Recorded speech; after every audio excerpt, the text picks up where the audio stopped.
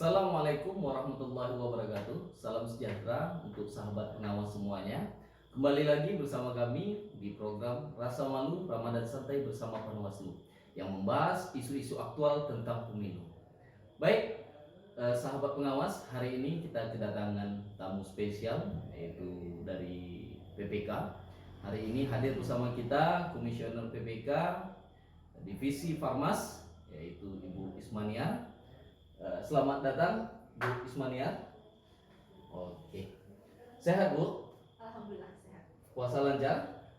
Alhamdulillah lancar. Oke. Kegiatan PPK lancar ya Bu ya? Sampai saat ini masih lancar. Oke. Terima kasih atas kehadirannya Bu.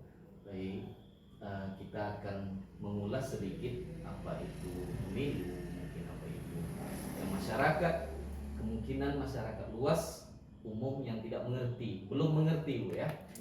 Yang pertama ini masyarakat bertanya-tanya, sebenarnya apa sih itu PPK gitu? Bisa Ibu jelaskan apa itu PPK? Baik, sebelumnya terima kasih kami ucapkan kepada Panwas Kecamatan Tebing Tinggi Barat atas acaranya yang sangat luar biasa ini. Saya diberi kesempatan untuk bisa hadir di sini bersama kegiatan dari Panwaslu Kecamatan. Adapun tentang pertanyaan Pak Rustam tadi ya, tentang apa itu PPK. Jadi tentu PPK ya, bukan KPK atau PKK. Jadi PPK itu merupakan singkatan dari Panitia Pemilihan Kecamatan. Nah, Panitia Pemilihan Kecamatan ini merupakan badan ad hoc dari jajaran lembaga KPU, Komisi Pemilihan Umum di tingkat kecamatan. Nah, jadi karena badan ad hoc, tentunya panitia ini dibentuk dalam jangka waktu tertentu untuk melaksanakan penyelenggaraan pemilu di tingkat kecamatan.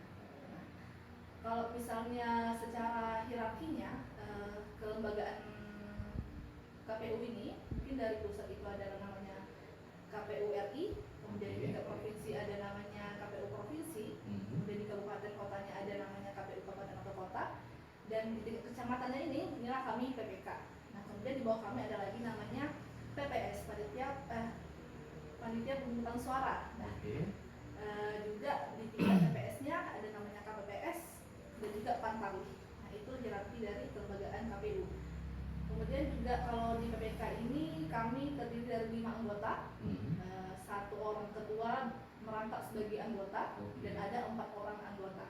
Jadi ada 5 orang anggota di PPK Kecamatan. Ramai Bu ya. Kalau kita di jajaran ad hoc Panwaslu Kecamatan cuma 3 orang. Jadi kita kalah pasukan ini. Jadi kalau di desa berapa orang? Kalau di desa itu untuk PPS setiap desa memiliki 3 orang PPS, 1 orang ketua merangkap anggota dan 2 orang anggota. Oke, sama juga seperti kami. Ini kalah saing juga kita. Nah, jadi dikeroyok terus sama jajaran PPK dan jajaran di bawahnya. Orang PPK di jajarannya 5, kita di kecamatan cuma 3. Sembandingnya cuma di desanya 3, sedangkan kita 1 setiap desa. Kita ada namanya PKD. Oke, terima kasih Ibu. Mungkin itu sudah menjawab pertanyaan masyarakat selama ini apa itu PPK ya kan. Mungkin dari PPK ini tugasnya, kewajibannya, wewenangnya apa sebenarnya? Kadang masyarakat dan kita juga orang awam atau orang umum tidak tahu apa ini tugas PPK. Tahu-taunya datang ke desa-desa, monitoring, supervisi ya kan. Sebenarnya tugasnya apa gitu? Terima kasih Pak. Nah, tentunya kalau berbicara tentang tugas, wewenang, kewajiban itu adalah hal yang melekat ya, baik itu di lembaga independen maupun ad hoc. Pasti semuanya memiliki tugas, wewenang, dan kewajiban. Nah, kalau di PPK itu sendiri ada tugas. PPK itu bertugas hal yang paling utama dari tugas PPK itu adalah melaksanakan setiap tahapan penyelenggaraan pemilu di tingkat kecamatan. Jadi setiap ada tahapan di kecamatan, PPK itulah yang berperan sebagai penyelenggaranya. Itu adalah tugas yang utama. Kemudian PPK juga memiliki tugas dalam hal menerima dan melaporkan daftar pemilih kepada KPU kabupaten atau kota. Kemudian selain itu tugas PPK juga melaksanakan dan mengumumkan rekapitulasi hasil penghitungan suara pemilu. Jadi kan kalau di pemilu itu tentunya kan ada 5 item ya yang dipilih oleh masyarakat. Pertama tentu masyarakat memilih anggota Dewan Perwakilan Rakyat, memilih anggota Dewan Perwakilan Daerah, memilih presiden dan wakil presiden, kemudian memilih anggota Dewan Perwakilan Rakyat Daerah Provinsi, dan memilih anggota Dewan Perwakilan Rakyat Daerah Kabupaten atau Kota. Nah itu nanti tugas PPK lah melakukan rekapitulasi dan mengumumkan hasil rekapitulasi itu dalam menjadi tugas dari PPK. Nah kemudian PPK juga berperan untuk menindaklanjuti dengan segera. Kalau misalnya nih dari rekan Panwas ada melakukan temuan atau laporan dari Panwas, tentunya jadi tugas kami untuk menindaklanjuti segera laporan atau temuan itu. Maksudnya rekomendasi. Ya, kalau laporan itu kita dari masyarakat, dari peserta pemilu ya, maupun dari masyarakat. Yang namanya temuan kita rekomendasikan kalau memang ada temuan di PPK. ya, Menindaklanjuti rekomendasi ya dari Panwas. Oke. Terima kasih Ibu. Mungkin pemilu tahun ini 2024 hampir sama ya dengan pemilu 2019, yaitu 5 surat suara juga ya. Cuman ini serentaknya dengan kepala daerah. Kalau sekarang Bu, ini tahapan yang sedang berjalan ini tahapan apa? Oke, kalau untuk saat ini, mungkin kalau terhitung hari ini ya, tanggal 12 April ini memang sedang ada tahapan tentang pengumuman DPS. Namun kalau kita berbicara tentang saat ini di bulan Ramadan gitu ya, kan pada tanggal Ramadan kan 23 Maret ya. Iya. Pada saat itu udah masuk tahapan penyusunan daftar pemilih, Penyusunan ya. rekap di tingkat PPS yang dibantu oleh Pantarlih. Nah kemudian juga setelah tahapan itu pada tanggal 30 sampai 31 Maret itu kan sudah masuk tahapan rekapitulasi DPHP ya di tingkat PPS oleh PPS di tingkat desa. Kemudian masuk lagi tahapan rekapitulasi DPHP daftar pemilih hasil pemutahiran di tingkat kecamatan oleh PPK. Nah, dan sampai saat ini sudah masuk ke tahap pengumumannya di tingkat yang dilakukan oleh PPS di setiap desa dari 14 desa di Kecamatan Tebing Tinggi Barat. Jadi kalau saya kira sekarang sudah masuk tahapannya penyusunan daftar pemilih. Tepatnya di hari ini tanggal 12 April yaitu pengumuman DPS daftar pemilih sementara. Jadi hari ini sudah dilakukan pengumuman di seluruh desa ya, di Kecamatan Tebing Barat khususnya. Kami sudah memonitoring Pak. Jadi kami sudah memonitoring dari PPK Kecamatan Tebing Tinggi beberapa desa ya yang sudah dilakukan tempelan pengumuman itu di setiap TPS. Jadi sudah dilakukan pada hari ini semua TPS masyarakat bisa mengecek secara langsung apakah masyarakat itu terdaftar sebagai pemilih. Oke Bu, tadi kita bahas masalah cek DPT online yang ada di website KPU-nya. Andai ini masyarakat yang tidak tahu atau bahasanya gaptek, ya kan? Yang tidak tahu, mereka tidak punya HP Android, bagaimana mereka mau mengecek? Kita tahu tingkat pendidikan masyarakat mungkin orang-orang tua. Kalau generasi milenial, oke, mereka bisa cek itu. Tapi ini orang tua. Terus kalau saya melihat kebiasaan masyarakat, meskipun sudah kita tempelkan umumkan DPS di tempat-tempat terbuka atau keramaian, mereka tidak akan mau cek itu, apalagi mereka yang tidak tahu baca tulis. Jadi strateginya seperti apa Bu? Nah, itu dia. Jadi Pak, selain dari hal yang kami katakan tadi bahwa dilakukan pengumuman di tempat umum, kemudian bisa cek di online, kami juga menyarankan, mengarahkan kepada seluruh PPS dari setiap desa di Kecamatan Tebing Tinggi Barat untuk melakukan koordinasi dengan pihak desa, pemerintahan desa, baik itu RT, RW, kemudian juga PKD, ya kan, saling berkoordinasi untuk bisa membantu masyarakat, memfasilitasi masyarakat bagaimana masyarakat bisa tahu bahwa ia sudah terdaftar sebagai pemilih atau belum, seperti itu Pak. Ini strategi menjaga hak pilih masyarakat. Betul. Ya. Karena kalau kita menghilangkan hak pilih masyarakat, pidana ini Bu ya. Jangan sampai itu terjadi.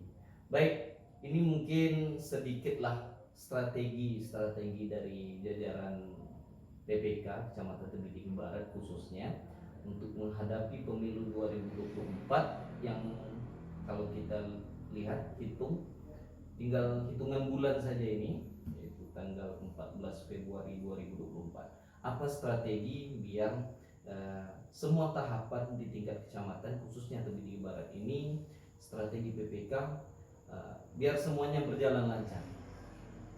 Tentunya kalau bicara strategi ya kan, kalau hal yang paling penting menurut saya adalah strategi untuk keberhasilan keberhasilan dari pemilu tahun 2024 ini, khususnya di Tebing Tinggi Barat. Nah, jadi untuk bicara tentang keberhasilan pemilu itu, aspek yang penting dari keberhasilan pemilu itu dikatakan berhasil adalah bagaimana partisipasi masyarakat itu meningkat. Jadi menurut saya hal itu menjadi PR bagi saya sebagai divisi Farmas, bagaimana partisipasi masyarakat di Tebing Tinggi Barat ini bisa meningkat. Nah, adapun strategi yang kami lakukan terhadap keinginan untuk keberhasilan pemilu itu, jadi kami sedang mengupayakan bagaimana pengelolaan media sosial, baik itu di tingkat kecamatan hingga di tingkat desa yang dilakukan oleh PPS, memaksimalkan sosialisasi di sana, baik itu setiap tahapan pemilu masyarakat tuh bisa tahu gitu. Jadi masyarakat tidak lagi bingung gitu kan, tidak lagi ini tahapan apa betul, gitu. betul-betul diberikan secara luas gitu, masif media ya. sosial bahwa tahap pemilu sudah berjalan seperti itu Pak. PSM lah biasanya. Kemudian kan selain hal eksternal tadi, itu kan ada hal internal yang harus kita rawat gitu ya. Bagaimana sebenarnya untuk di hal internalnya itu bagaimana untuk meningkatkan kapasitas sebagai penyelenggara badan ad hoc khususnya ya, baik itu PPK, PPS maupun KPPS nantinya. Jadi dalam hal peningkatan kapasitas badan ad hoc ini, tentunya yang pertama kami berupaya untuk meningkatkan wawasan tentang kepemiluan, itu hal utama yang penting. Kemudian juga selain itu kami berupaya untuk berkoordinasi dengan stakeholder yang terkait. Itu hal penting, baik itu dengan Panwas, pemerintahan kecamatan dan lain-lain. Kemudian juga upaya untuk bagaimana meningkatkan skill atau kemampuan di dalam pelaksanaan, karena skill ya, karena kita hanya bekerja dengan seenaknya saja, kita harus punya kemampuan dalam hal tersebut. Kemudian juga bagaimana penyelenggara ad hoc ini bisa tahu tahapan penyelenggaraannya, harus tahu. Dan juga yang hal penting ini, yang terakhir adalah bagaimana untuk meminimalisir pelanggaran, kalau bisa menghindari pelanggaran, karena kita selalu diawasi oleh lembaga sebelah ya, yang selalu mengawasi kita dari Panwas.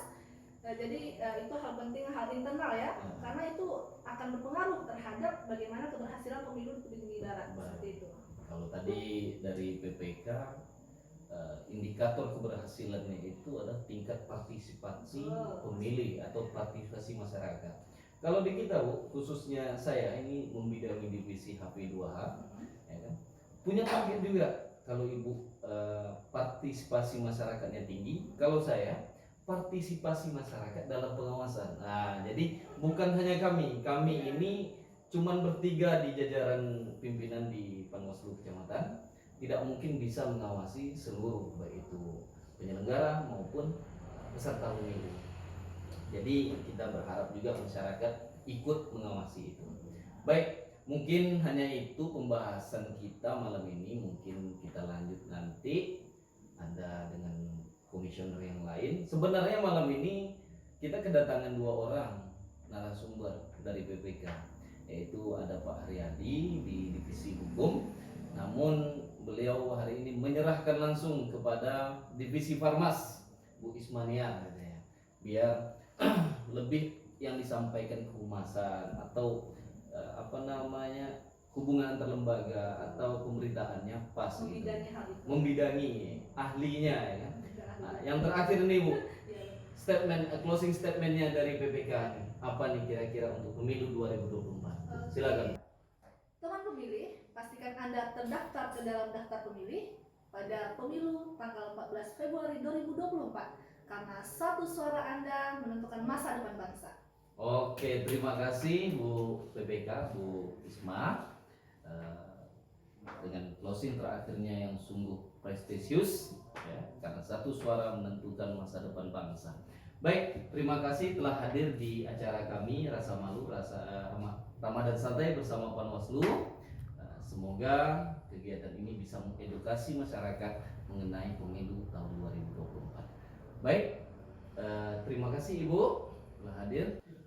Baik, sahabat pengawas, pastikan Anda follow dan subscribe YouTube Panwaslu Kecamatan Tebing Tinggi Barat. Saksikan terus program kita Rasa Malu Ramadan Santai bersama Panwaslu. Assalamualaikum warahmatullahi wabarakatuh. Salam sejahtera untuk kita semua. Bersama rakyat awasi pemilu, bersama Bawaslu tegakkan keadilan pemilu.